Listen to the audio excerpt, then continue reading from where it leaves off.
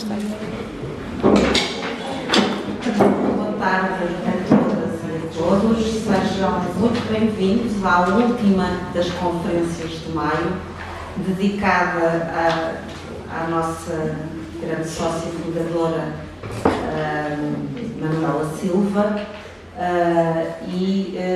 Curiosamente, há pouco até foi a Inês que encontrou esta nota.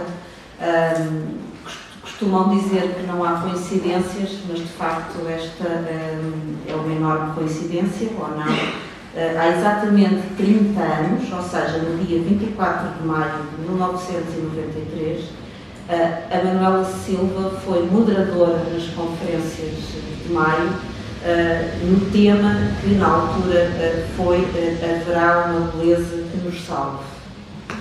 E, portanto, alguns dos presentes terão estado nessa conferência. Eu ainda era muito jovem, ainda não sabia sequer que o CRC existia, como devem imaginar, e, portanto, não estive presente, mas a Inês, há pouco, quando estávamos a preparar a sessão, descobriu esta feliz coincidência. Acho que é uma forma muito bonita de passar 30 anos neste mesmo dia, nós fazermos aqui uma homenagem à Manuela Silva. E para falar sobre essa grande mulher que foi Manuela Silva, temos três ilustres convidados: o Fernando Gomes da Silva, que foi sócio fundador do CRC, Maria Luísa Ribeiro Ferreira, que também é sócia do CRC, e Rita Veiga, que é da Comissão de Coordenação da Rede Cuidar da Casa Comum. Eu, sem mais delongas, iria começar por Fernando Gomes da Silva, que penso que dispensa muitas apresentações, é conhecido de todos nós, é engenheiro agrónomo, possui o curso de engenheiro agrónomo do Instituto Superior de Agronomia, foi assistente de investigação, reuniu vários cargos no Ministério da Agricultura, mas eu de facto saltava esse enorme, se ele me permite, esse enorme currículo que ele tem, até porque aquilo que nós mais recordamos foi do tempo em que ele foi Ministro da Agricultura. Há pouco, quando cumprimentava, ele perguntava se eu conhecia, é óbvio que conheço, nunca estive com ele pessoalmente, mas naturalmente é uma figura conhecida de todos nós e que reúne a nossa admiração. E, portanto, eu, se me permitisse, eu saltava esta parte da apresentação e passava de imediato a palavra.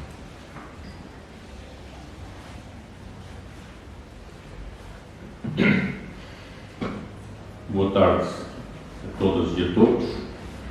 Muito obrigado à direção do CRC pelo convite. Muito obrigado por duas razões. Primeiro, porque é a forma de eu vir aqui estar convosco, e em segundo lugar, pela pessoa que nos traz aqui, que é a Manuela. Foi de facto marcante na minha vida, como vou procurar de várias formas e em vários momentos dizê-lo aqui. Peço desculpa por ler um texto, mas com a minha idade tenho medo de me perder se falar só de cor. Em boa hora, decidiu a direção do CRC dedicar as conferências de maio de 2023 a 4 personalidades: Aristides Sousa Mendes, Maria de Lourdes Pinta Silva, Alfredo Bruto da Costa e Manuela Silva, sob a epígrafe Fé Cristã, Profecia e Cidadania, 4 legados para o século XXI. Cabe-nos hoje testemunhar sobre Manuela Silva, e digo testemunhar, pois creio bem que temos vindo aqui para dar o nosso testemunho sobre a Manuela, à luz da sua fé cristã, do seu desempenho profético e do seu comportamento como cidadã. Não é fácil, pelo menos para mim não o foi, separar estas três facetas do desempenho na vida da Manuela. Por tal forma, elas aparecem naturalmente ligadas ao seu comportamento no dia-a-dia. Com raiz, certamente, na sua forte e profunda fé em Cristo, A vida da Manuela foi sempre profética, no modo como se antecipou ao seu tempo. E a cidadã Manuela Silva jamais recusou a sua participação cívica, dando a entender, na forma como naturalmente o fazia, que para si as três facetas constituíam um todo indissolúvel. Fazemos hoje aqui memória da Manuela, da sua vida cheia, da saudade e do espaço que nos deixou a sua ausência. Para um cristão, como era a Manuela, porém, a saudade, sem deixar de ser dura, não pode ser um espaço vazio. Muito pelo contrário, o espaço tem de estar cheio da memória e da vida fecunda daquela que nos deixou. Só assim faz sentido a nossa fé, e a Manuela era, acima de tudo, uma mulher de fé sólida e coletiva, de fé comunitária. Manuela Silva foi, ao longo da sua peregrinação na Terra, alguém que sempre cultivou a solidariedade com o próximo. Uma solidariedade ativa e empenhada, que se não esgotava na palavra e no discurso, mas se alimentava da ação vivida e concreta. Ao longo dos seus quase 88 anos de vida, Manuela Silva dedicou especial atenção, pessoal e profissionalmente, a duas questões: a pobreza em Portugal e, mais recentemente, os problemas ambientais. Estes sempre relacionados, no dizer do Papa Francisco, a uma economia que mata. Em conjunto com Alfredo Druto da Costa, Manuela Silva dedicou muito a sua atividade de economista ao estudo da pobreza em Portugal e no mundo, publicando diversos trabalhos sobre este tema. Relembro aqui um texto de sua autoria, referindo a economia mundial, publicado há 42 anos no Boletim do CFC, de janeiro-abril de 1978, na página 26. Como os recursos são forçosamente limitados, e cito, neste movimento ascensional de produção de necessidades, vão ficando esquecidos os grupos ou povos que num mesmo país ou num conjunto das nações não alcançam níveis de poder aquisitivo correspondentes às exigências dos novos padrões. Por isso, a pobreza relativa, em alguns casos a pobreza absoluta, tem aumentado. Esta é a conclusão a que se chega com base na informação estatística disponível. Mais, o próprio modelo de crescimento subjacente à economia e sociedade contemporâneas contém em si próprio o gérmen da pobreza de alguns, sejam estratos sociais, sejam povos inteiros. Fim de citação. Há 45 anos já assim se exprimia Manuela Silva. Nestes tempos estranhos e conturbados que hoje vivemos, falta-nos a voz serena e forte da Manuela. O seu comentário sempre atento às circunstâncias, o qual teria já, certamente, sido pronunciado. Compete-nos a nós, seus amigos, imaginá-lo e procurar vivê-lo. Não só como cristã, mas também na outra dimensão que nunca a deixava, a dimensão da cidadania, a Manuela vai-se dando conta do que se passa à sua volta, do ponto de vista político e do ponto de vista social. Na última parte da carta encíclica Pacem in Terris, de São João XXIII, carta publicada em 11 de abril de 1963, há portanto 60 anos, recomenda expressamente nos números 146 e 160, e cito, a participação de todos os cristãos na vida pública, a competência científica, técnica e profissional dos responsáveis, a inspiração cristã das instituições encarregadas do bem temporal e a colaboração dos católicos no setor socioeconómico político. Para aqueles de nós, como seria o caso da Manuela, que hoje recordamos e então vivemos certamente com angústia o peso desses anos de chumbo da existência no Portugal dos fins de 50 e 60 do século passado, aquelas palavras do bom Papa João, assim hoje, ainda hoje ressoam nas nossas memórias mais fundas. Foram, sem dúvida, palavras orientadoras das nossas vidas, e Manuela Silva via e vivia com todo o entusiasmo todas as iniciativas, todos os movimentos, no sentido de fazer a Igreja mais encarnada no nosso tempo. Na busca deste caminho, a Manuela desenvolvia já, por estes anos das décadas de 50 e 60, na sua vida profissional, cívica e de presença em Igreja, um papel determinante, ao qual muitos da minha geração devemos a nossa formação na fé e na ação. para manter a economia fiel às suas origens no aprofundamento e alargamento do pensamento moral, isto é, como uma ciência que ajuda a pensar o mundo em totalidade e não como agora dominantemente acontece, que gere, sem dramas de consciência, o processo da sua degradação extrativista e entrópica. Para Manuela Silva, e continuo a citar o professor Sormani Marques, a economia nunca se confundiu com o mercado e, acrescento eu, desenvolvimento nunca se confundiu com crescimento.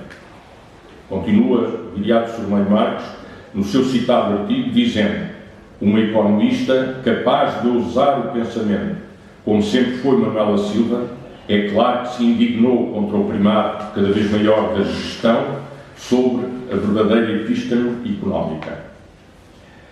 Em termos da sua fé inabalável, da qual sempre deu testemunho, Manuela Silva soube ler com desassombro os sinais dos tempos, à luz sempre atual do Evangelho, além do qual não há futuro para a Igreja, não prescindindo do povo de Deus, seus irmãos em Cristo, muito principalmente dos mais pobres e desfavorecidos. Manuela Silva deu sinais claros ao longo da sua vida de conhecer o contexto sociocultural no qual estava inserida e as transformações que a cada momento foram acontecendo, revelando-se sempre um emissário da esperança, capaz de inflamar os irmãos.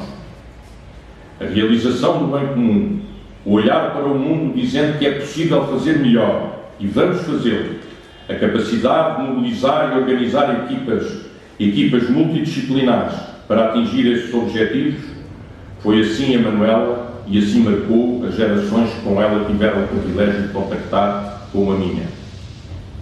Com competência e responsabilidade, que por vezes assustavam os seus mais jovens colaboradores, era implacável na defesa do rigor, que sempre impunha a si própria e a todos que consigo lidavam. Nada lhe passava despercebido.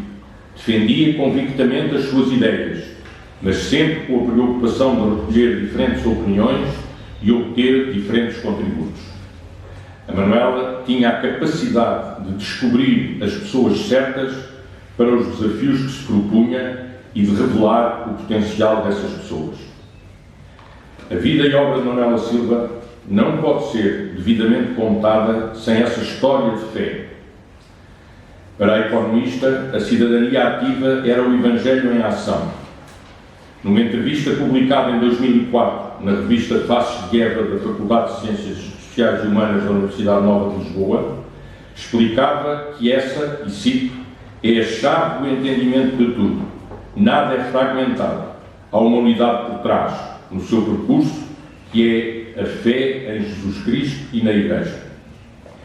Neste sentido, acrescentava, a vida é sempre de busca de ser, de coerência, de verdade, de maior solidariedade e comunhão com os outros.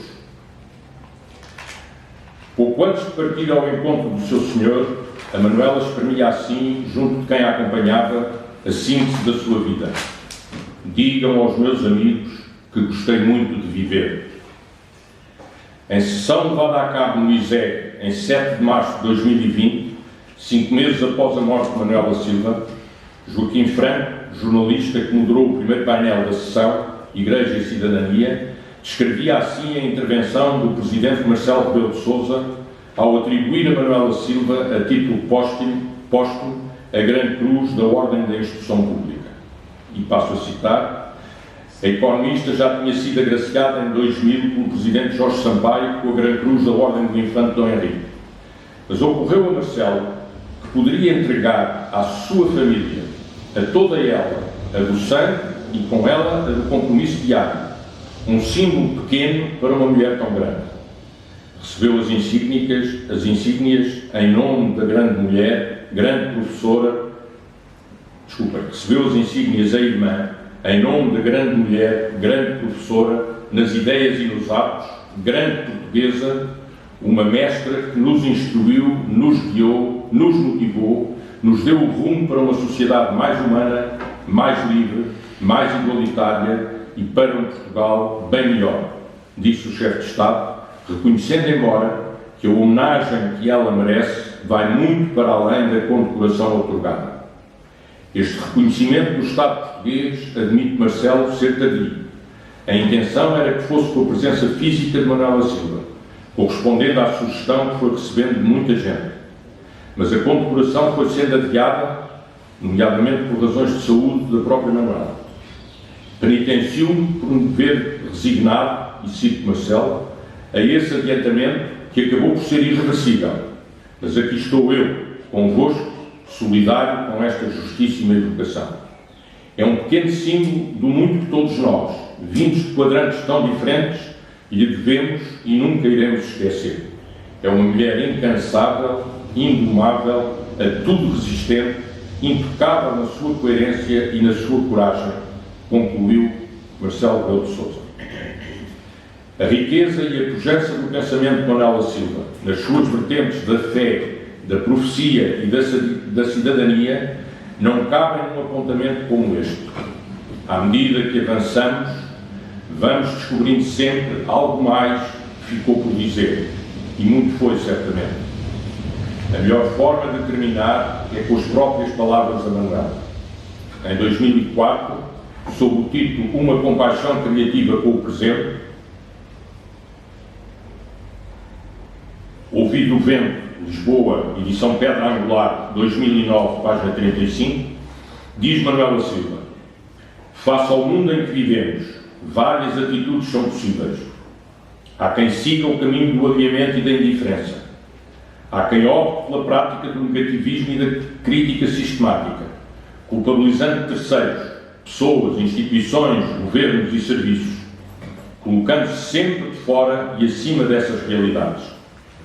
Creio que nenhuma nem outra destas atitudes são fecundas em termos das mudanças que se impõem para nos aproximarmos de um mundo mais humanizado, isto é, um mundo onde haja lugar, vez e voz para todos, onde impera o desenvolvimento e a justiça, onde a solidariedade e a cooperação superem a mesquinhez e o egoísmo, onde a paz não seja uma palavra vã. Fim de citação. Foi assim a vida de Manuela Silva. Muito obrigado.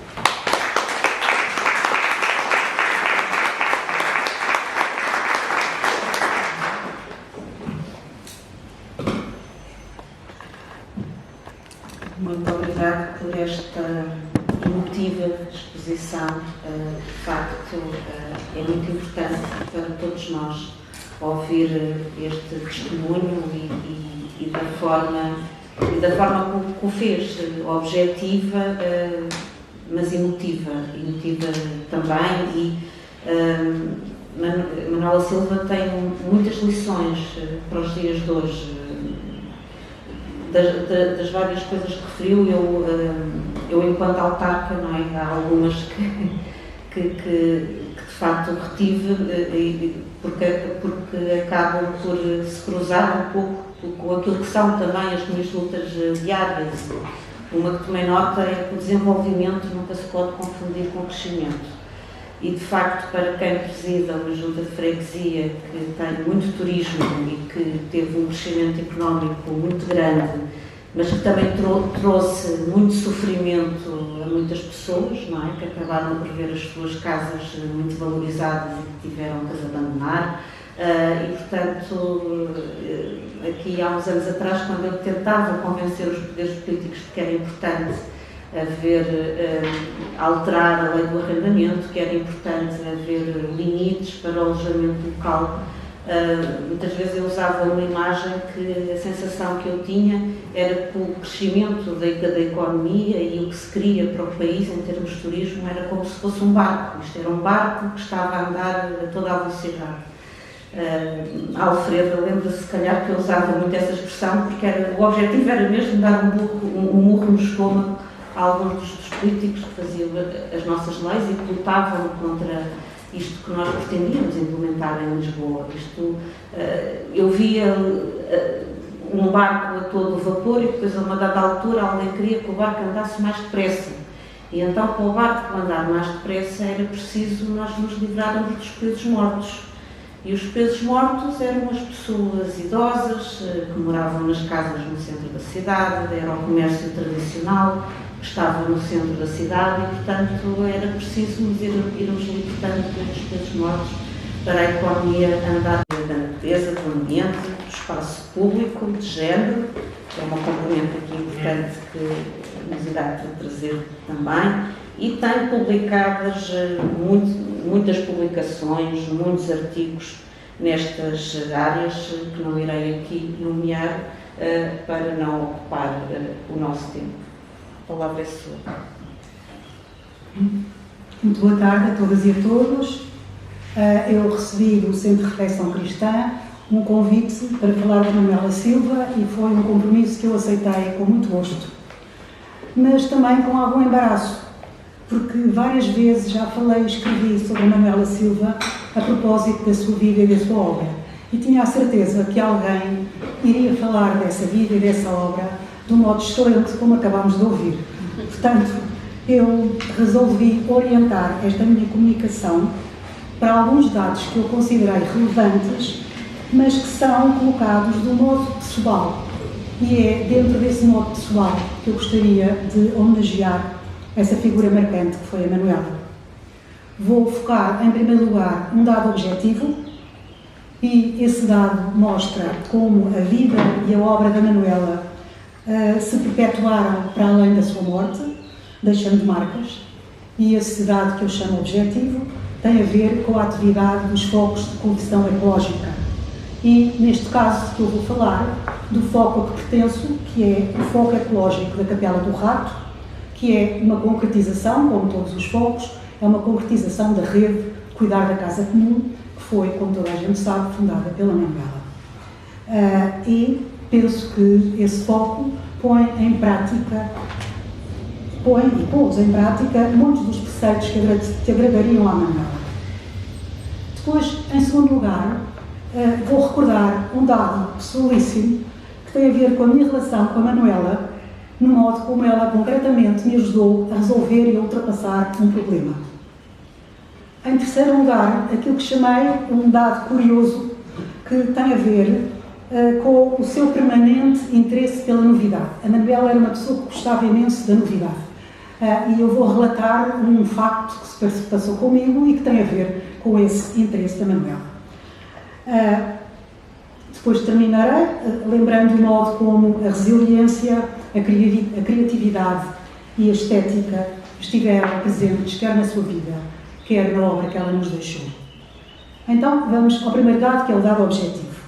E, como disse, esse dado tem a ver com a atividade do foco de conversão ecológica da Capela do Rato. E este foco é uma consequência da ação direta da Manuela Silva, porque, como todos os focos existentes, integra-se na rede de Cuidar da Casa Comum. O foco começou antes da pandemia, com 19 elementos. Hoje tem menos gente, devido à interrupção provocada pela pandemia, em que, nessa altura, as atividades ficaram praticamente paradas. Presentemente está a funcionar com 13 pessoas, que se reúnem quinzenalmente, e este ano estamos a ler de novo e a comentar a encíclica Laudato Si. E penso que o foco está a recuperar o ritmo que tinha tido no seu início, estabelecendo parcerias com a Junta de Freguesia de Santo António, que é a Junta de Freguesia mais perto da Capela do Rato, a Sociedade de Ética Ambiental e a Fundação Arpad Zen Vieira da Silva.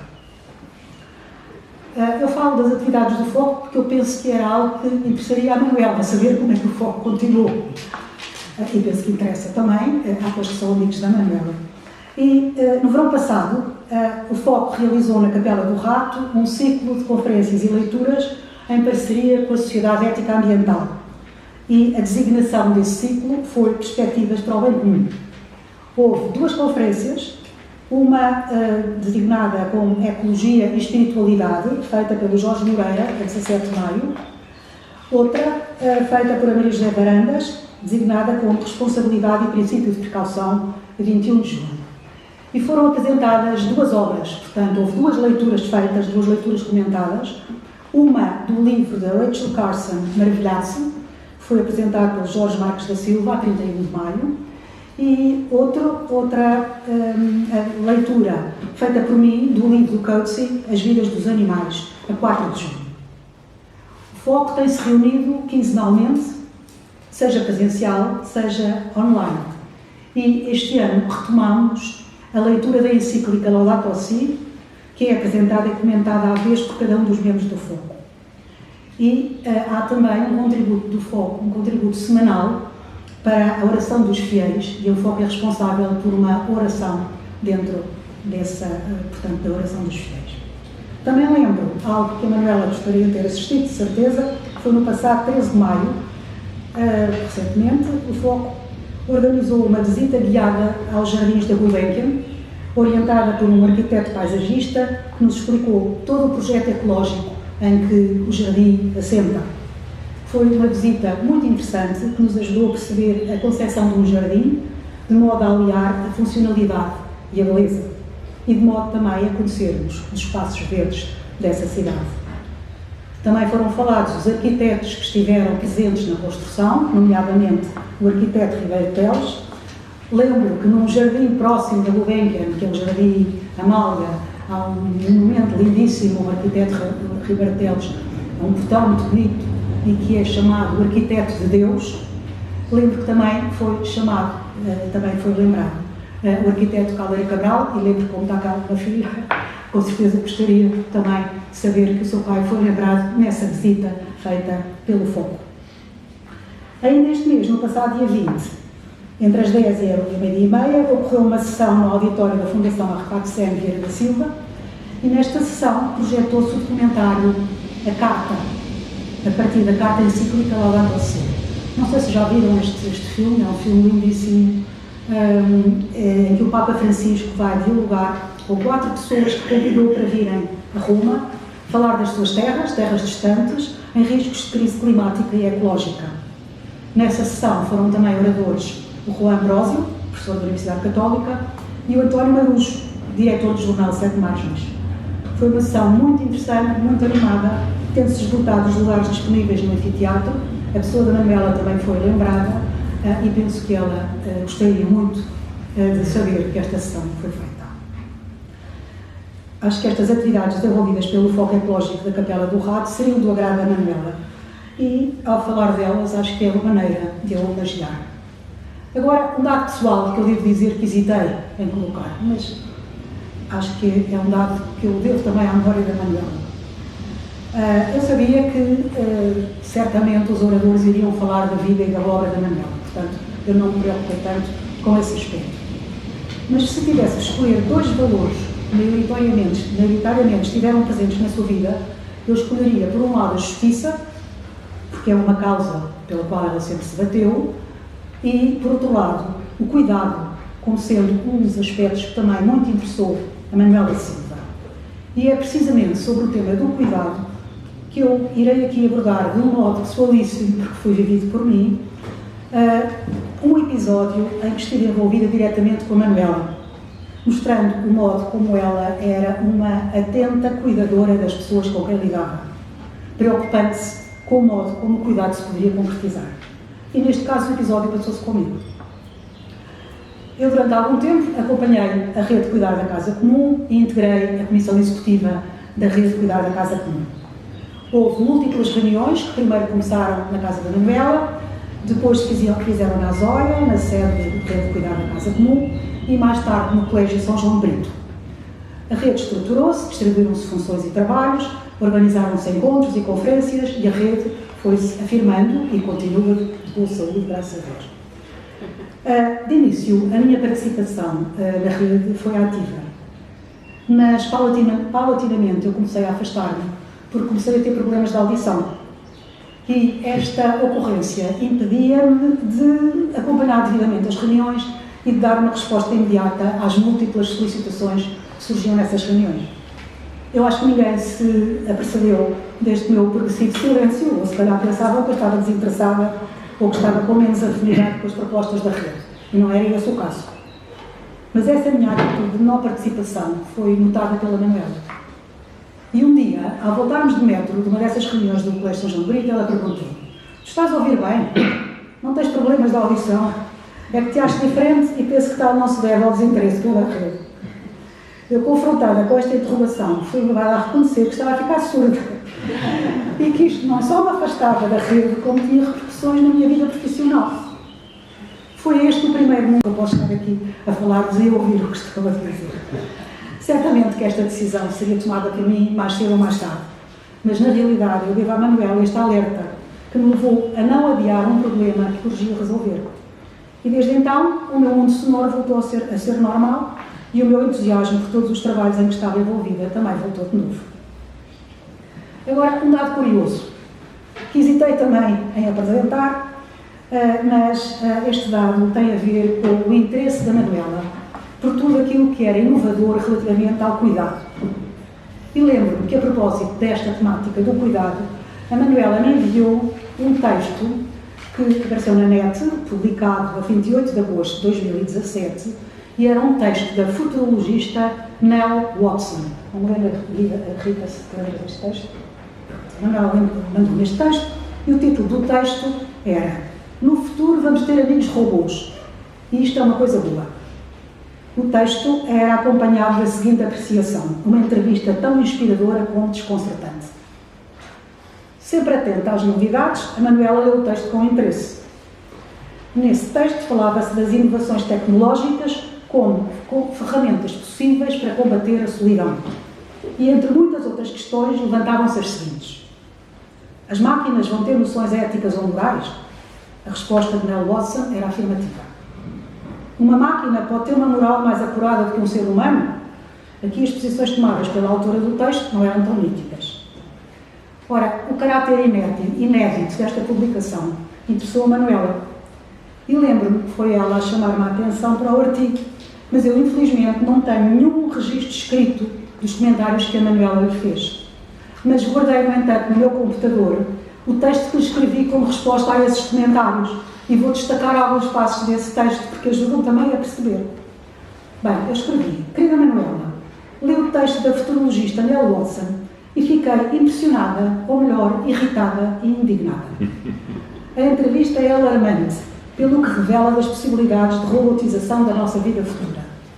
E penso que deveríamos estar alertados para impedir a concretização deste hipotético universo, à maneira de Huxley, Admirável Mundo Novo, ou do Philip Dick em Será que os androides sonham com ovelhas elétricas?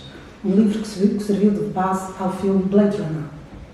Inegavelmente que o progresso nos beneficia e que a investigação no campo da robótica pode trazer grandes ajudas para o nosso modus vivendi. Mas acarreta também efeitos perversos, o que me parece muito evidente no texto da Nell Watson. Salta um bocado, vamos cá, e depois continua. O texto que me enviaste vem sublinhado. E realmente as passagens que destacaste em amarelo são as que mais problemas me levantam.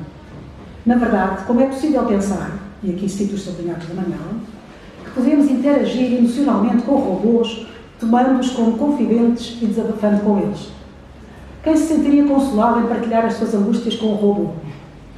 Penso que o texto que me enviaste é extremamente útil para nos alertar quanto a um futuro que alguns preparam e que nós deveríamos combater e impedir. Não na luta contra o fabrico de robôs, que em termos de serviço nos poderão ser muito úteis, mas sim na recusa em aceitar que estes possam substituir pessoas quando se trata de um relacionamento face a face. Como é que um robô reagiria perante um dilema ético? O meu texto é muito mais longo, mas eu fico por aqui, apenas citando o que escrevi ao despedir-me. Bem, não me alongo mais, acho que importa pensar neste tema e dar-lhe a importância devida, sobretudo para impedir que os incautos comecem a tomar a sério a possibilidade de substituirmos amigos por robôs. Um abraço da tua amiga antirrobótica, Luísa. Agora, a resposta a este e-mail que escrevi à Manuela levou a uma conversa em que as posições de cada uma se afinaram. Tenho pena que não possamos continuar hoje nesta troca de correspondência, mas podemos continuar a homenagear a figura da Manuela Silva ao lembrarmos o modo como, na sua obra e na sua vida, defendeu valores como a resiliência, a frugalidade e a beleza.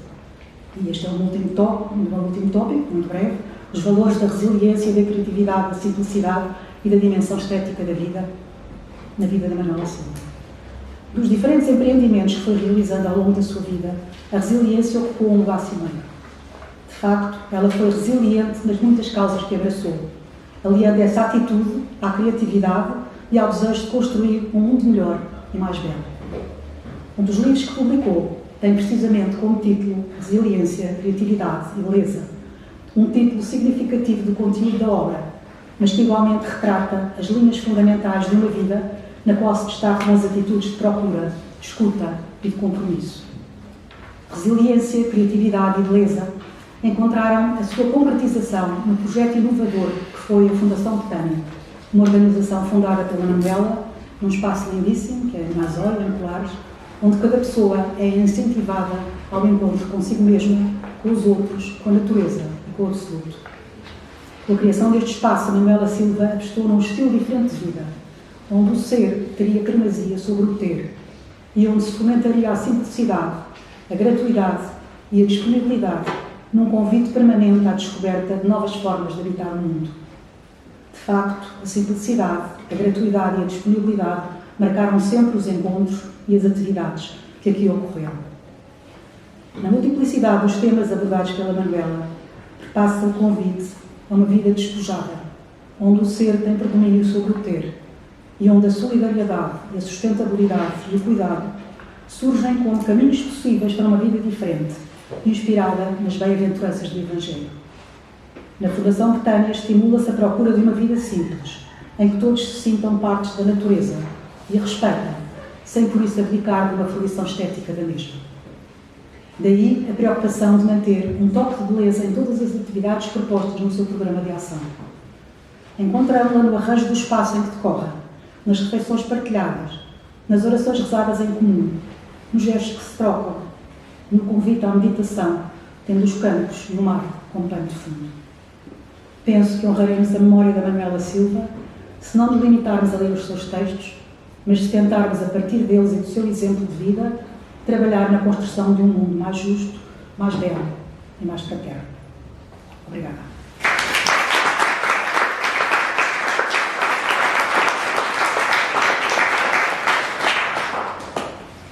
Muito obrigada pela exposição que fez, pela descrição do trabalho do foco ecológico da Capela do Rato, como por todos os apontamentos pessoais que lhe introduziu e que enriqueceram, sem dúvida, o maior conhecimento que todos nós desejamos ter da Manuela Silva e a homenagem também à sua memória.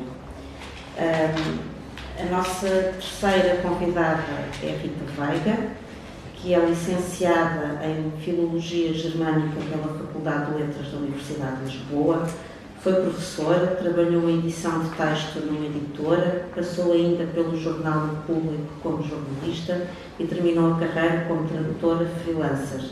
Trabalhou na OICOS, Cooperação e Desenvolvimento, uma organização não governamental para o desenvolvimento criada em Portugal, mas voltada para o mundo, uma vez que se dedica ao trabalho com as comunidades mais vulneráveis, promovendo a implementação de iniciativas que tornam o mundo mais justo e sustentável.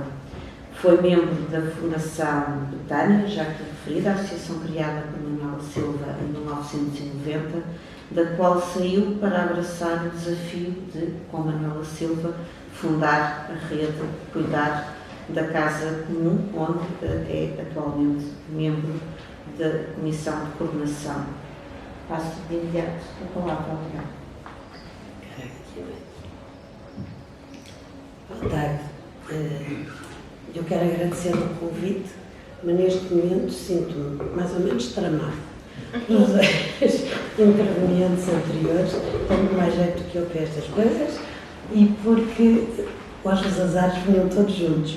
Portanto, eu, antes de sair de casa, estava a mexer no computador que não está muito bem de saúde e consegui fazer desaparecer o texto que tinha preparado. Então, não tenho sequer tópicos. E vou falar da boca para fora.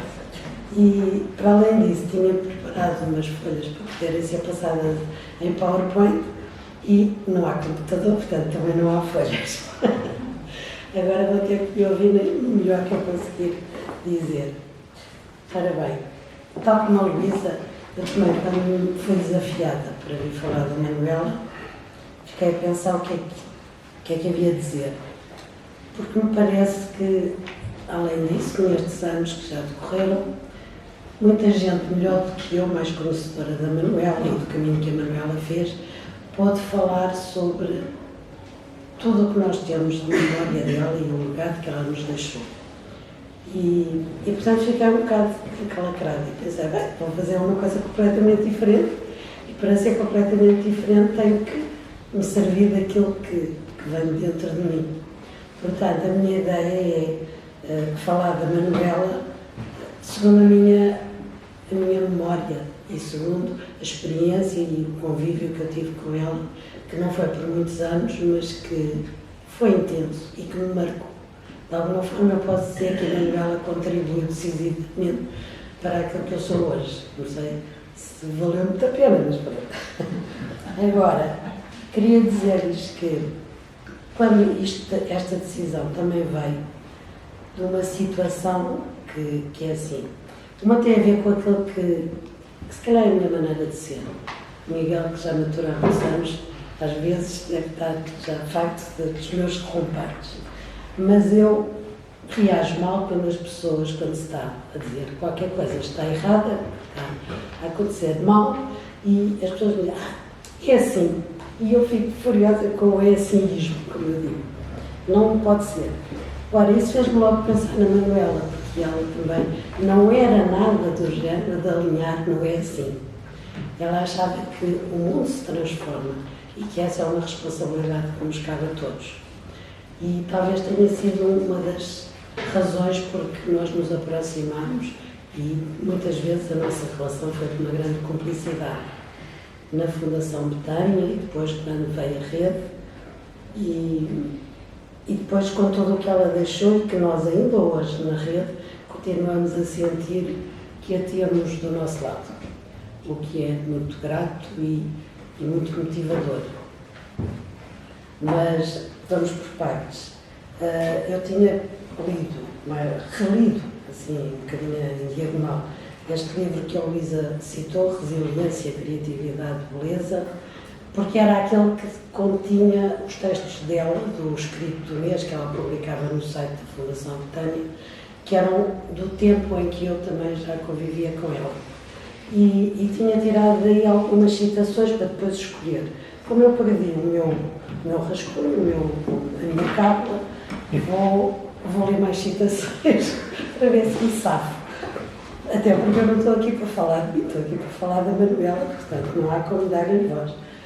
E, portanto, em relação a essa primeira ideia que me moveu a procurar as razões naquilo que a Manuela era e fazia para eu me sentir tão próxima e me deixar influenciar com tanto agrado e tanto proveito, encontrei logo primeiro esta citação. Face à magnitude dos desafios com que estamos confrontados, é expectável que se venha instalando nas nossas sociedades a propensão por uma certa desvinculação e anomia social, construídas sobre a ideia da inevitabilidade das situações nefastas e injustas com que deparamos nos ambientes de trabalho, na vida corrente, no mundo dos negócios e da finança, na vida política, e que se generaliza o reconhecimento da nossa impotência pessoal para as enfrentar, com consequente desmotivação para agir. E aqui isto pareceu-me que a Manuela estava a acertar em cheio naquilo que me arrepia. É que, de facto, ela aqui diz que pode acontecer que as pessoas se sintam tentadas a desistir, mas ela diz que, a seguir, que temos que ser capazes de assumir uma responsabilidade que é individual e que é coletiva. E estas ideias estão espalhadas em vários dos escritos do mês que ela foi publicando. Daqui, ela depois também acrescenta que, como sempre sucede em termos de mudanças radicais, 3 atitudes são possíveis. A do conformismo e da presunção da inevitabilidade, que conduz à passividade e à alienação. A dos profetas da desgraça, prontos a reconhecer e a denunciar os perigos e semear temores, rememorando, talvez, passados idealizados. A dos esperançosos, que perscrutam e antecipam caminhos de um futuro melhor para o planeta, o universo e a humanidade, e individual e coletivamente se empenham em o construir. E nós, onde nos situamos?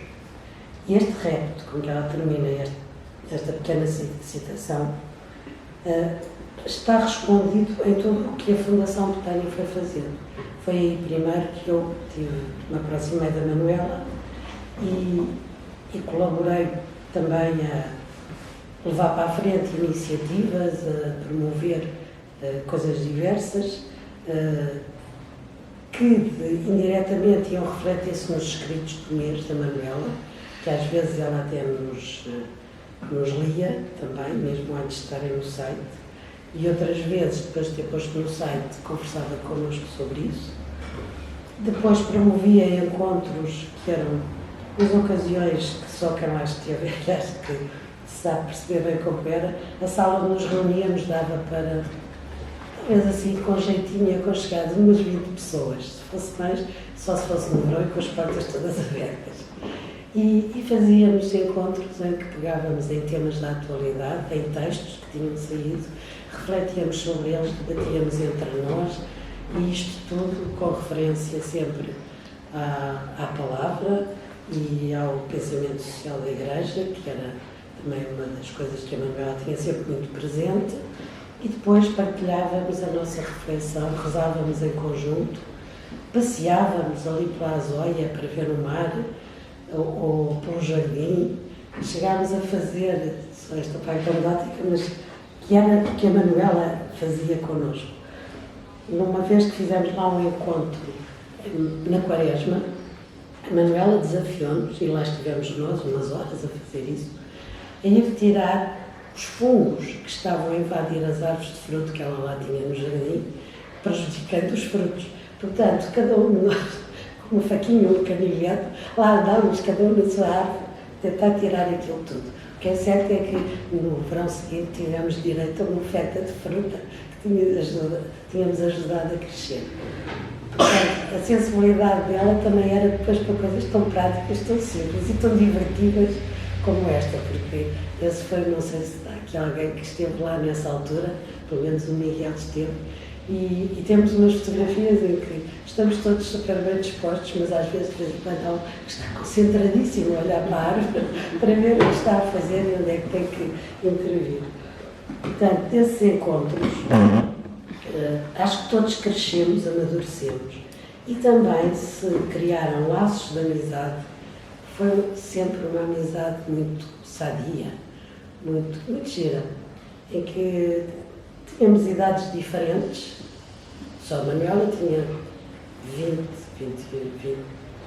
anos ou 21 a mais do que eu.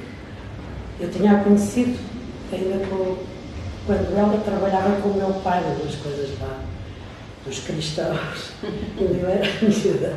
Depois voltei a encontrá-la no Rato, e ainda antes do caso do Rato, portanto há mais de 50 anos, e lembro que me surpreendeu quando lhe fui falar, porque era a senhora professora que tinha já estado a jantar lá em casa, os meus pais conheciam bem, e eu fui falar que ela fez uma grande festa de me ver ali, e eu fiquei espantadíssima, não ela se lembrava e ainda por cima conseguia ser tão simpática. E pronto, mas depois até começámos a andar por caminhos que só de vez em quando é que se encontravam. Até que lhe pedi ajuda para um trabalho que queria fazer, tinha ainda a ver com o Oicos, onde eu já tinha saído, mas tinha ligação ao Oicos, e ela num instante, eu fui-lhe pedir ajuda, e ela num instante resolveu o meu problema, que era por causa de um relatório que queríamos apresentar, precisávamos de uma entidade, a Eduarda se calhar lembra-se, porque acho que foi o GES que depois serviu de entidade que respaldou esse relatório, porque diziam que não podia ser entregue em nome pessoal.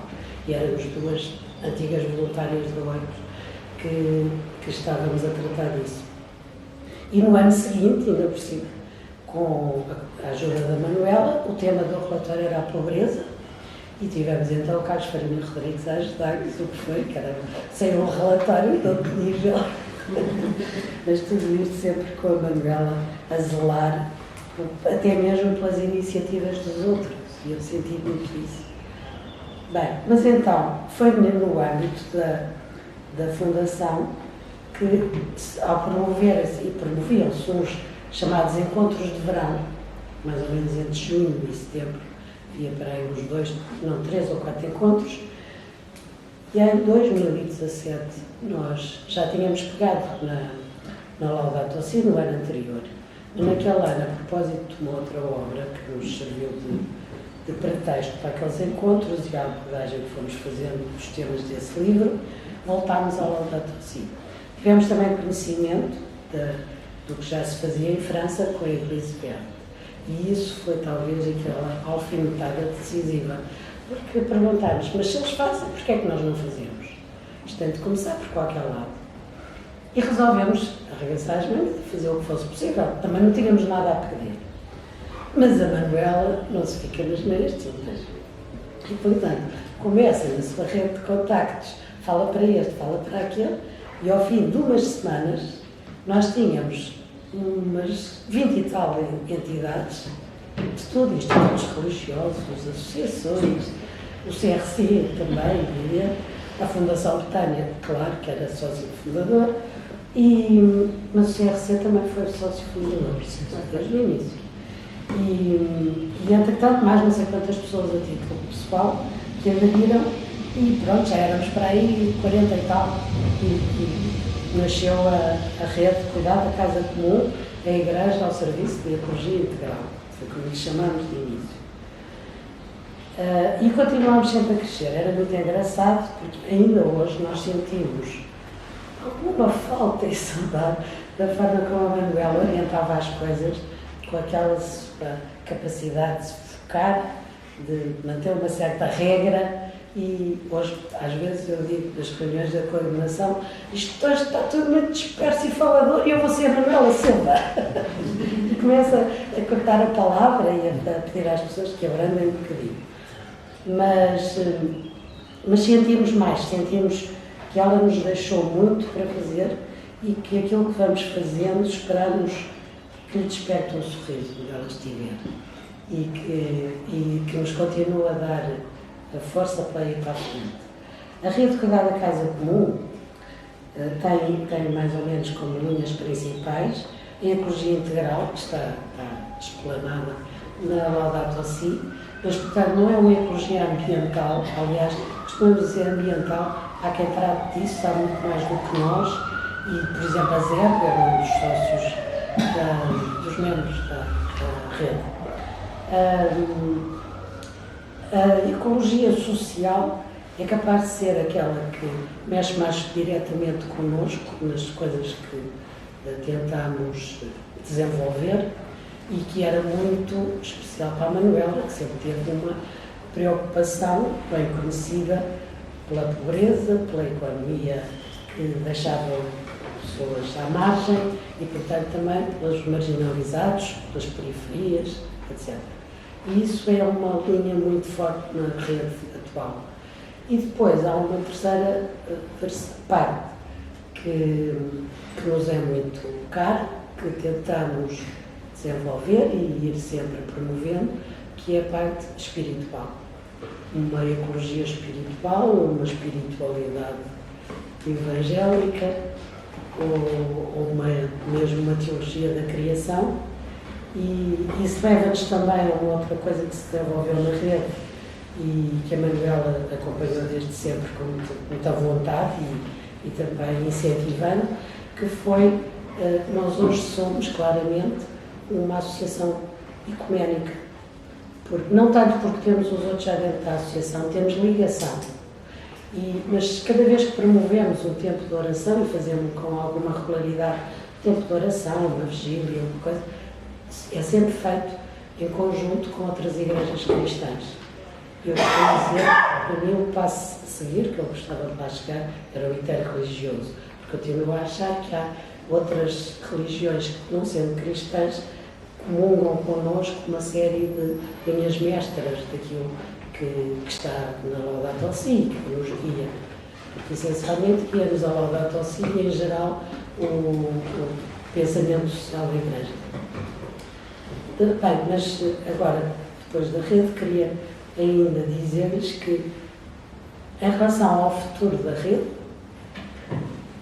nós também temos tido a preocupação, por exemplo, na Fundação, lembro-me que a Manuela fez um grande esforço para atrair pessoas mais novas, mas eu estive com ela nisso, não tivemos grande arte, porque não conseguimos chamar pessoas muito mais novas, aquilo era tudo de cotas. Mas, apesar de tudo, temos ali escondido atrás uma das pessoas que veio nessa altura e que passou para a rede e que é um dos grandes motores da rede. e de uma série de iniciativas. Mas, entretanto, eu não digo o nome porque eu faço escolher, não devo explicar. Mas, entretanto, eu queria dizer que a rede já tem uma projeção, porque além dos focos que a Luísa já falou, que, curiosamente, não se desenvolveram tanto como nós tínhamos desejado. Porque aqui fica assim uma ferroada que eu vou dar. Eu fiquei sempre assim um bocado decepcionada, porque cheguei à conclusão que a nossa igreja, sobretudo os seus mundos paroquiais, tem um bocadinho de quintas. E nós encontrávamos muros constantemente. E, portanto, os focos que nós tínhamos que pensar, a igreja tem uma capilaridade que lhe permite chegar a todas as camadas sociais, a todas as populações, porque está implantada em todo o lado e há paróquias de todos os géneros. Não foi verdade. E depois as paróquias têm lá os seus planos de atividades, que já estão todos fechados, e nós temos que funcionar um pouco à margem. Mesmo assim, vamos andando, não tantos focos como queríamos, mas também não desistimos. E vamos continuar a procurar por isso. Agora até fomos colaborar com as jornadas mundiais, a Jornada Mundial das Mulheres. Portanto, pode ser que isso também nos ajude depois a partir dali para mais alguns meios. Mas conseguimos, por exemplo, e temos um grupo que funciona com uma regularidade notável, que vai para o mundo do ensino, escolas, até as primárias, até às universidades. E que desenvolve aí a ideia de que isto da ecologia toca a todos os meios em que nós nos movemos. Uma vez que é uma ecologia que não se fica para lá plantar umas coisas, não é? É para mexer connosco, para nos mudar e para nós próprios nos recriarmos de forma ecológica, que quer dizer muito mais do que ambiente. Assim, eu para deixar ficar as citações, como já viram, mas não quero alongar, mas queria dizer é que percebo que o legado da Manuela vai continuar, cabe-nos a nós mantê-lo vivo. A rede tem a maior honra em poder fazer isso, porque o que a Manuela nos deixou é uma mina que não se esgota, não é? E o que ela gostaria de fazer, nós temos a noção e queremos continuar. Entretanto, fizemos uma alteração. Sei que algumas pessoas consideram que se calhar não devíamos ter feito, mas consideramos que a Manuela foi sempre uma mulher com uma visão de futuro que passava por ir-se adaptando, porque o mundo não parou quando ela gostava, continuou a andar e ela queria acompanhá-lo, nós também. E a certa altura concluímos que a rede que nasceu completamente informal precisava de ter uma existência legal, jurídica. Por exemplo, pessoas diziam, mas nós podemos fazer um donativo para vocês poderem fazer não sei o quê. Não podíamos, porque nós não tínhamos onde cair mortos. Não existíamos. E, portanto, a certa altura, multiplicámos, para dar só um exemplo rápido, assinámos vai fazer 2 anos, um memorando com as outras igrejas para promovermos um projeto chamado Ecoigrejas, que vai levar a uma avaliação das comunidades cristãs de como é que estão a acompanhar as questões ecológicas e a adaptar-se. E isto, como nós sabemos qual é a situação, vai estar cada vez mais no ar do dia. Portanto, achámos importante e até conseguimos que a Conferência Episcopal também aderisse. Do José Ornelas foi também a assinatura do memorando. E depois estava o COPIC, estava a Aliança Evangélica, estava a Rocha, que está no Algarve, e que é cristã, mas não católica, e entretanto a rede e depois a Conferência Episcopal. Mas nessa assinatura, eu fui lá assinar, porque era da coordenação, mas tinha que lá estar a rede, Fundação Gonçalo da Silveira, que é um dos fundadores, foi fundadora e sempre nos apoiou muito perto, e que também estava na comissão executiva, e teve que estar, porque nós não existíamos, não podíamos assinar o documento oficial. Por tudo isso, a associação, que chamamos a Associação R3C, já explico, Rede de Cuidado da Casa Comum. E, entretanto, caiu o resto, como que vos tinha dito, a Igreja ao Cuidado da Ecologia Integral, porque nos facilitava também a nossa vertente ecuménica e, desejavelmente, interreligiosa que queremos dar seguimento. Portanto, hoje somos uma associação, chama-se R3C, só por nota, porque foi uma brincadeira e depois tivemos que a usar e resultou. Mas é que quando fomos registrar o nome, disseram-nos, não, Rede de Cuidado da Casa Comum, não pode ser, isso é um objetivo, não é um nome. E nós, mas então, é rede? Não, Cuidar da Casa Comum é o vosso objetivo, não é? Não, tem que ser de outra maneira. E nós, para a brincadeira, isto foi a rede R3C. Foi a brincadeira, dizer, somos R3C. Foi aceito imediatamente, e assim ficamos. Então, na associação, a Rede de Cuidar da Casa Comum, resolvemos que queremos manter-nos tão informais quanto possível. As formalidades são sobretudo para cumprir as obrigações que a lei determina. Queremos continuar a ser muito voluntários, muito desprendidos e gostávamos que todos nos visitassem. O site, eu prometo que vai ficar mais atualizado, porque continuamente, como andava muito complicado, o site ficou parado. Eu tive que optar por deixar algumas coisas de lado e o site ficou parado. Mas está aí o Facebook, que basta pôr no Facebook Cuidar da Casa Comum e vão lá dar. E também há o Instagram, que eu não sei guiar as pessoas para lá, outros saberão melhor do que eu. E o site, prometo que vai voltar a ter mais regularidade, assim como esta semana eu tenho que fazer uma newsletter, que foi um compromisso meu, para a Semana Laudato Si, que está a decorrer, de 21 a 28, e mais uma coisa, hoje faz precisamente 8 anos a carta encíclica Laudato Si, publicada em 2015, no dia 24 de maio. Portanto, estamos todos de parabéns. Obrigada.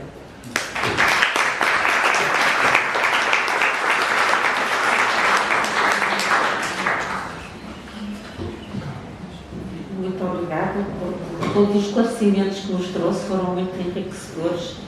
Alguns nós desconhecíamos, como este último, de facto é curioso, e de facto pelas várias mensagens que nos deixou, nomeadamente a de não desistir. E todos nós temos que assumir uma responsabilidade, não é? Todos nós temos uma missão e por muito que às vezes nos apeteça desistir perante as adversidades, nunca o devemos fazer e devemos sempre continuar a assumir as nossas responsabilidades. Iremos ter agora um breve período de questões que queiram colocar aos nossos convidados.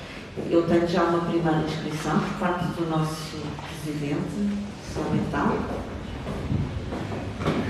Não,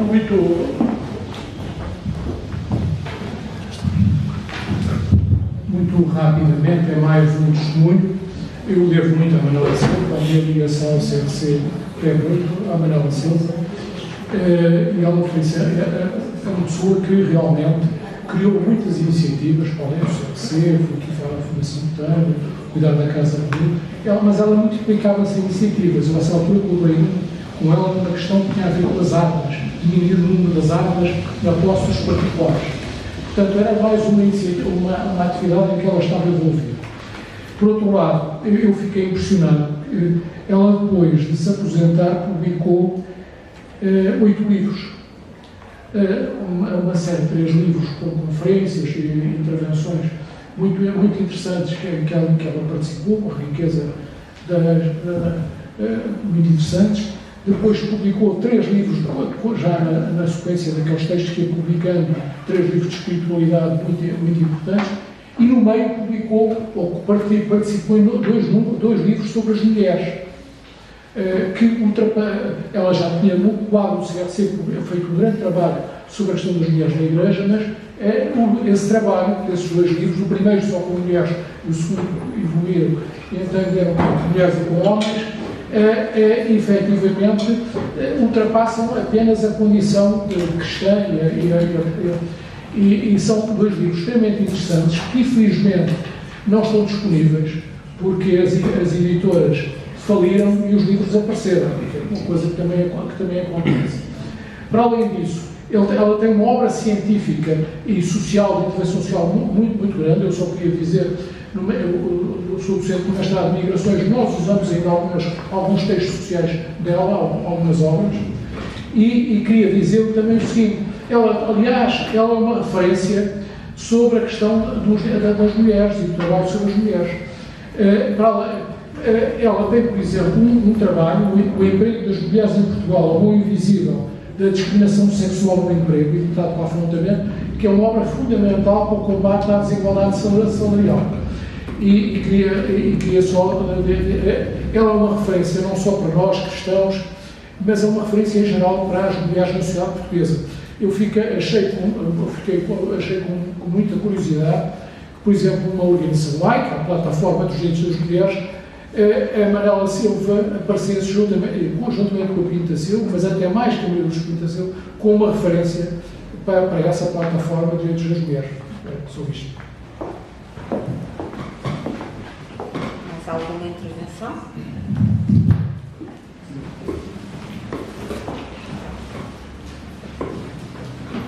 Então, eu só gostaria de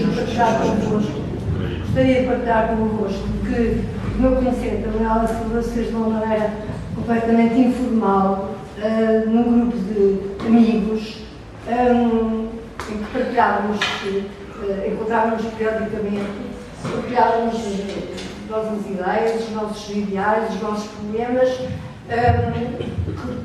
partilhávamos, fazíamos uma partilha de fé. Reunimos a Teresa e o Fernando, sempre parte desse mesmo grupo, e outras pessoas, mais importantes até, mas nessa altura nós não só partilhávamos os nossos problemas, discutíamos os problemas todos do mundo e resolvíamos esses problemas do mundo, do nosso país. Isto realmente fazia parte da nossa missão. Os nossos filhos estavam presentes, nós fazíamos realmente uma partilha de fé e vivíamos uma missa informal em comum com o Padre Alberto, penso que posso citar, que era realmente uma peça fundamental nesse grupo. E, portanto, a ideia que eu conservo da Manuela é, de facto, uma presença extremamente importante, até na minha formação já, como mulher adulta, mas por aquilo que ela trazia, pelos conhecimentos que tinha, pela forma como encarava imensos problemas e como nos envolvia a nós na procura de soluções. E isso é qualquer coisa que eu recordo com imensa, não sei se posso dizer gratidão à Manuela, mas com imensa saudade dessa amizade informal e que, para mim, penso para todos nós, foi extremamente enriquecedora. Esse grupo desmembrou-se naturalmente, embora as amizades internas tenham continuado, mas de facto a recordação que eu trago da Manuela nesse grupo foi extremamente importante para mim própria, para a minha vida, até para a minha cabeça hoje.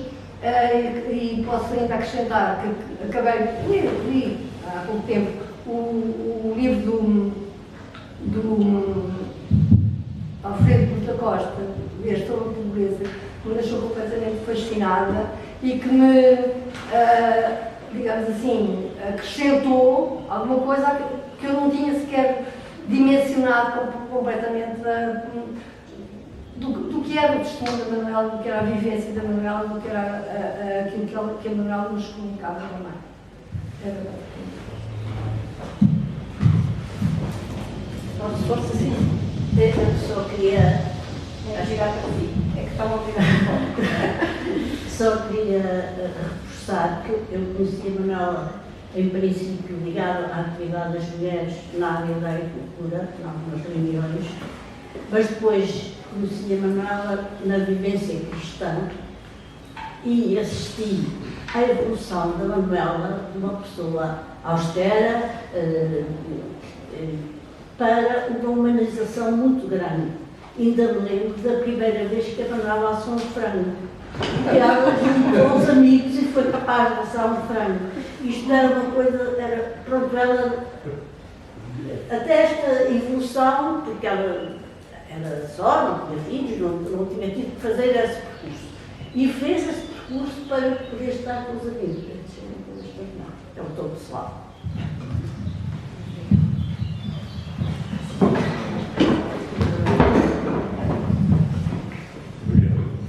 Eu vou só partilhar uma partilha pequena.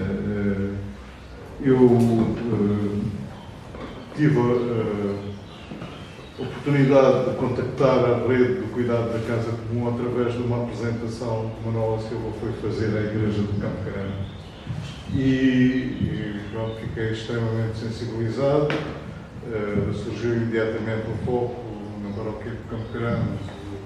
Eu, desde essa altura, fiquei no foco, mas percebi imediatamente que havia um nó que ligava dentro da ecologia integral, que, portanto, a rede estava de volta da Laudato Si. Na Laudato Si, a ecologia integral é central e tem as duas vertentes do ambiente e das crises sociais, e eu senti que a economia era um nó que fazia falta, e então, numa segunda apresentação da rede que ocorreu no Metanoia, estava lá o Manuel Brandão Alves, que é um professor de economia, catedrático já há muito tempo, e eu coloquei-lhe a questão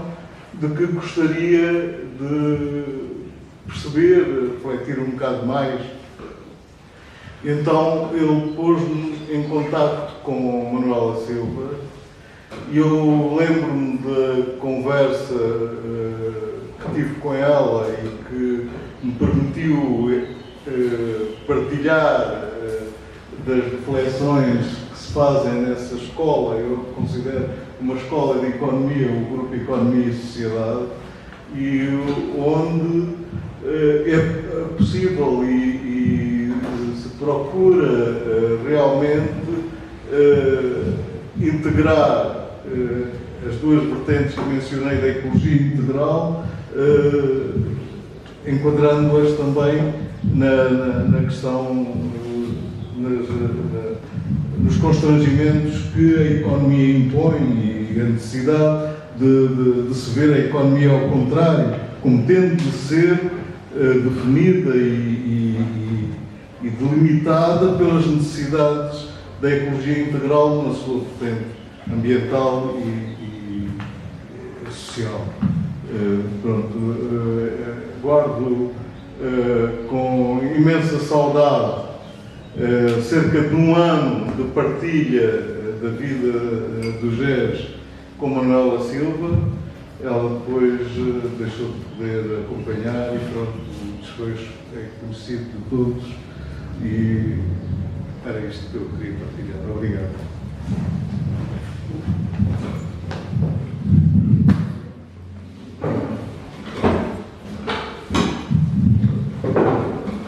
Eu também queria dar o meu testemunho e dizer que eu conheci a Manuela Silva na Escola de Economia, que é atualmente o ISEG, e era estudante. Eu entrei para lá em 59, portanto já foi há muitos anos atrás, e ela na altura não era lá professora, mas fazia parte de um grupo que era um estudo, um gabinete de estudos corporativos que ultrapassava muito aquela ideologia de corporativismo, porque estavam lá pessoas que realmente raciocinavam de uma outra maneira, e para mim foi uma surpresa, porque eu não tive como professores nem o Adérico Sedas Nunes, nem o Francisco Pereira de Moura, que vieram a ser grandes referências também daquela escola. Mas na altura não, e portanto para mim foi uma completa surpresa a forma como a Manuela me apresentou que podia ser a economia. Porque eu estava um bocadinho desiludida, achava que nos meus primeiros anos de economia, que aquilo era assim um bocadinho árido e sem interesse, e foi sobretudo com ela que eu vi que havia um mundo diferente no grande universo da economia. Depois disso, também tive a oportunidade de trabalhar com ela em vários projetos profissionais. Portanto, antes de entrar na Fundação Betânia, participar e fazer depois parte da direção da Fundação Betânia, muito antes disso, que eu colaborei muito em termos profissionais com a Manuela. E, de facto, também um dos momentos importantes foi quando ela encabeçou a representação portuguesa na rede sobre os estudos das mulheres, estudos de género. Aquele livro que foi aqui referido, da Afrontamento, o emprego das mulheres, é um bocadinho o resultado do trabalho que foi feito por várias pessoas, encabeçadas pela Manuela, dirigidas pela Manuela.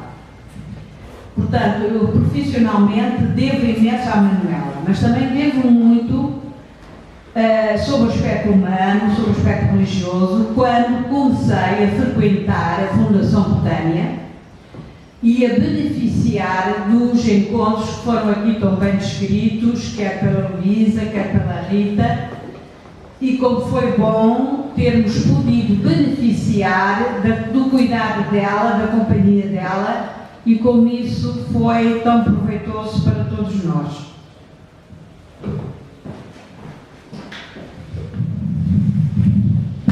Lá atrás.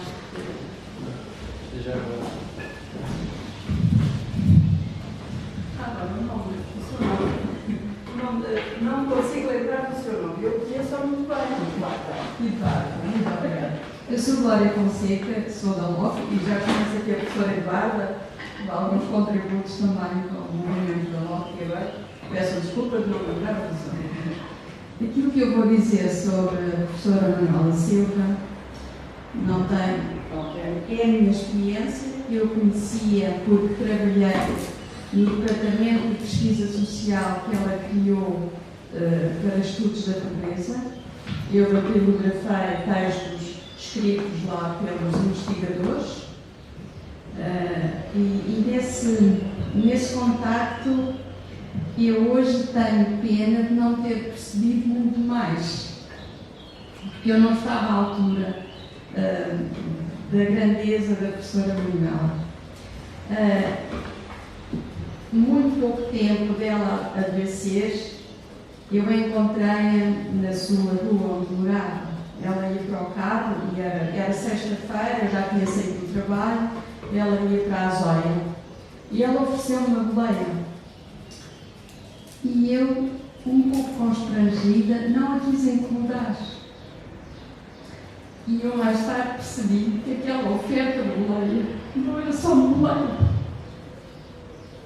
Era muito mais que isso, porque a professora Manuela era uma pessoa muito especial. Há pouco tempo encontrei uma senhora que foi cabeleireira e dizia ela que trabalhou 50 anos no cabeleireiro de Brito. E ela, em dada altura, falava que eu atendia lá senhores, assim como a Maria do Espírito Silva, e assim pessoas da política, e eu perguntava-lhe assim. E ela convivia muito com a professora Manuela Silva, eu conhecia. Essa senhora era um dom que entrava naquele cabeleireiro. Ela escolhia ser atendida cada vez por sua, porque ela tinha esta curiosidade, este querer semear em cada um a sua presença. E essa senhora, essa cabeleireira, que está um livro escrito por ela, tem a ver com, eu agora não me lembro do título, tem a ver com os comentários de textos bíblicos. É de uma riqueza que eu fiquei maravilhada. Portanto, é isto este sabor muito bom que eu tenho da professora Manuela Silva. como já disse, tenho pena de não ter vivido mais e de não ter compreendido mais. Ela era uma mulher de fé e aquilo que eu guardo dela era a sua resiliência que eu tanto fiz. Eu não sou capaz de ser tão resiliente, mas cada vez. Quando ouço quando tenho conhecimento de algum programa em que envolve a professora Manuela Silva, eu só se não. Porque, pronto, eu sim, é um pouquinho que eu tenho por ela e eu acho que ela está aqui também connosco.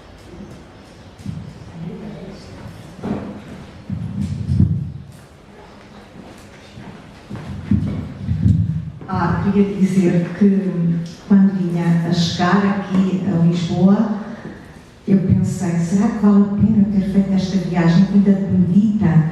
E pensei assim, será que a doutora Manuela Silva, eu vou aprender muitas coisas novas, aprendi. Muito obrigada a todos os testemunhos e ainda bem que as pessoas aqui de Lisboa se conseguem reunir e falar dela. E tenho muita pena que na minha terra, na Medita, ainda não tivesse conseguido fazer isso. É um sonho, não há nenhuma rua com o nome dela. É uma terra conhecida por ser muito religiosa e agora estou a pensar no problema da fé. Acho que há aqui qualquer coisa de estranho, não sei, na religião em Portugal, não sei. Não quero dizer assim nenhum lamento, mas vivo assim muito triste porque a minha terra foi através do Sr. Padre Serrazina, que já faleceu, que ela foi para lá. A doutora Cássia tem pessoas muito católicas e depois eu não consigo.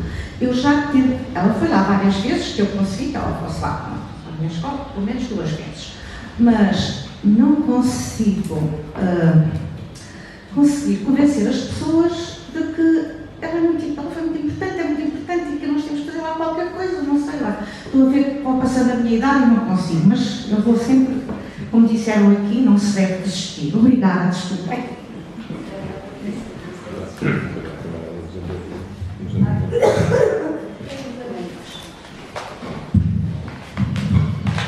Eu acho que eu acompanhei o trajeto da vida da Manuela, muitas vezes estudava com o meu próprio projeto, portanto, a minha vida, desde os 12 anos em que pequenina, ia à capela do Rato Aberto, e ela estava fazendo um pouco de balanço, agora com a distância do tempo, depois da sua partida. Eu conheço e constato que a Manuela Silva acompanhou-me ao longo da minha vida em fases muito importantes. Na adolescência, na faculdade, na escolha de uma vocação profissional, depois quando eu estava casada, o meu divórcio, tudo, na doença dela que teve semelhanças com a minha, e foi uma grande comoção que eu agora recordo. E posso dizer que considero que a Manuela era uma construtora de redes e ela era uma mulher extremamente livre.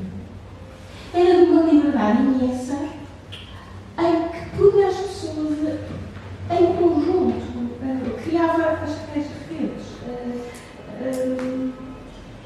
E ela às vezes até parecia um pouco sóbria, austera, mas eu tive o privilégio, vá lá, de entre 83 e 84, salvo eu, que continuei a faculdade, ela viu que eu fiquei e arranjou restaurinhos para eu fazer lá.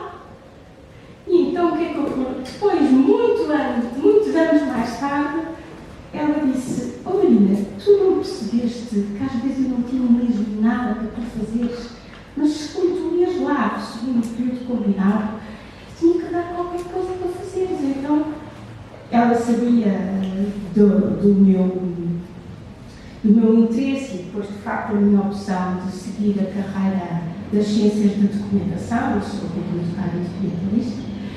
E lembro-me que ela, de manhã, e ela um dia disse-me: "Marina, tenho aqui umas fichas bibliográficas, se não te importas, podes passar à máquina." E eu, na minha ingenuidade toda, achei que o máximo. Portanto, ela está completamente vocacionada para constituir um núcleo o documental sobre o que escrevo e o que leio. E de muitos anos mais tarde ela diz: era a única coisa que eu podia pôr a trabalhar, porque tinhas acabado a faculdade e precisavas dos dinheiros de bolso. É uma referência muito importante na minha vida, com muita comoção, que eu a recordo muitas vezes. Obrigada. Muito obrigada.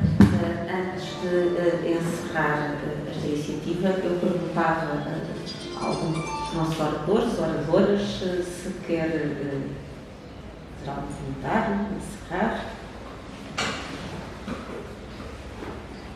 Força, força.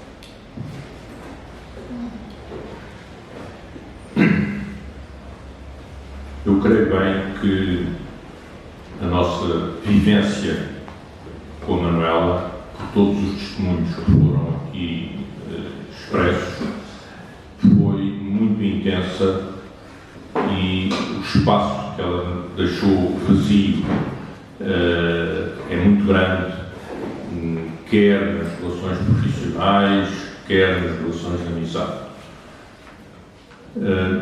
Houve um aspecto que me tocou especialmente e que tem a ver com o cuidado da Manuela para com os outros. O cuidado, simplesmente, não é cuidar da casa comum, não é só o cuidado que ela tinha relativamente a qualquer outro.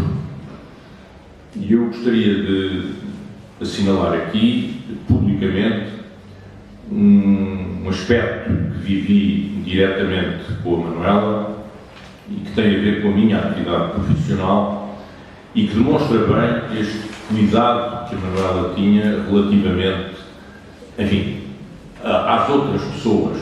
Evidentemente que naquela altura já nos conhecíamos, mas quando eu desempenhava a tarefa de diretor do Gabinete de Planeamento do Ministério da Educação, do Ministério da Agricultura, peço desculpa, era nessa altura ministro o Dr. António Barreto e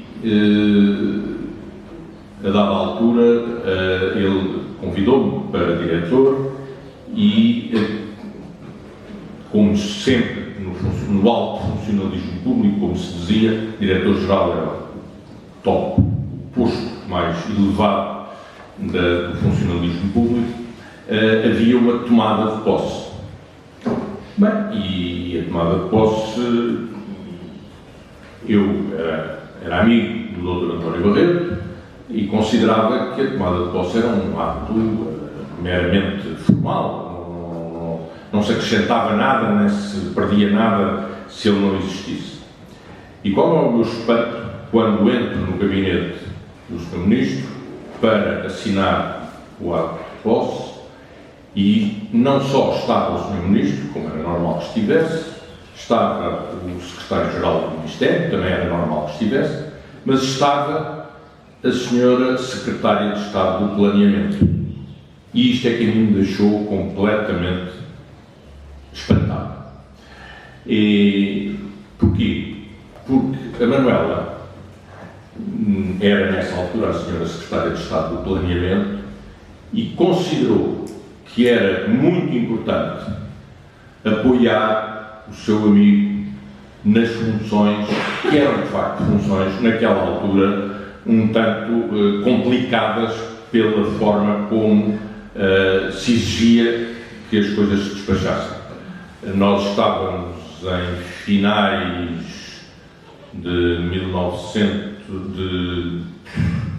estávamos nos finais de um ano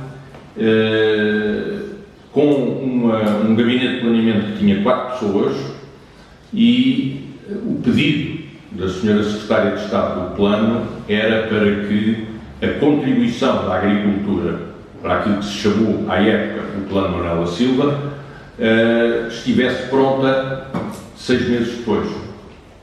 Se pensarmos que os planos à época conhecidos, que eram chamados planos de fomento, estavam em gestação durante 2 ou 3 anos com equipes numerosíssimas, supõem bem o que era pedir um gabinete que tinha 4 senhores e que não percebiam nada daquilo, e que foi preciso refazer completamente, o que era pedir que 6 meses depois tivesse um documento. Esta preocupação de cuidar da Manuela com os seus colaboradores,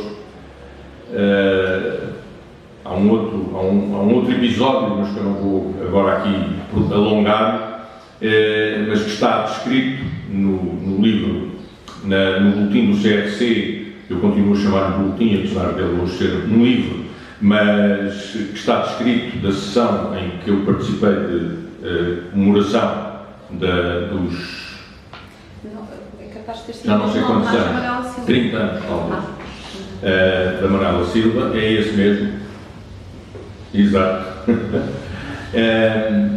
Está ali descrito no meu texto e, portanto, não vou aqui alongar sobre isso, mas gostaria de sublinhar este aspecto muito importante da faceta da Manuela, que era o seu cuidado, de facto, com os outros.